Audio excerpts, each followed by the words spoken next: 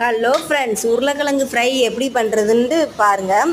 உருளைக்கிழங்கை ஃபஸ்ட்டு பொடிசு பொடிசாக நறுக்கிக்கோங்க. அதுக்கு பிறகு 3 டேபிள் ஸ்பூன் வத்தல் பொடி போடுங்க. போட்டுட்டு உருளைக்கிழங்கு ஏற்கனவே வாய்வு, அதனால் அந்த வாய்வு வந்து நம்ம உடம்புல பிடிக்காமல் இருக்கிறதுக்காண்டி வெள்ளைப்பூடு வந்து நத்துலும் குத்துருமா போட்டு லைட்டாக ஒரு குறப்பாக அரைச்சி அது உள்ளே போட்டுடணும். கொஞ்சோண்டு உப்பையும் அதில் போட்டுடணும். போட்டுட்டு எல்லாம் சேர்ந்து கொஞ்சம் மிக்ஸ் பண்ணணும். மிக்ஸ் பண்ணி முடிச்சுட்டு ஒரு 1/2 hour கொஞ்சம் ஊற விடணும். ஊற விட்டுட்டு நான் தோசைக்கல்ல தான் நான் செய்ய போகிறேன். ஒவ்வொருத்தங்க வந்து கடாயில் செய்வாங்க. நான் வந்து தோசைக்கல்ல செய்ய போகிறேன். தோசைக்கல்ல எண்ணெய் ஊற்றி இப்படி போட்டு கொஞ்சம் நேரம் கழித்து திரும்பியும் நம்ம பரட்டி போட்டோம்னு வைங்களேன், நல்லா கிறிஸ்பியாக நல்லா வெந்து போய் இருக்கும். நல்லா டேஸ்ட்டாக இருக்கும். ரசம் சாதத்துக்கு ரொம்ப டேஸ்ட்டாக இருக்கும் பார்த்துக்கோங்க. ரசம், சாம்பார் சாதம், தயிர் சாதம், அதுக்கெலாம் இப்படி வச்சு சாப்பிட்டா ரொம்ப டேஸ்ட்டாக இருக்கும். கடைசியாக நாங்கள் பொரித்து எடுத்தாச்சு. 2 கருவேப்பிலை ஆச்சாச்சு.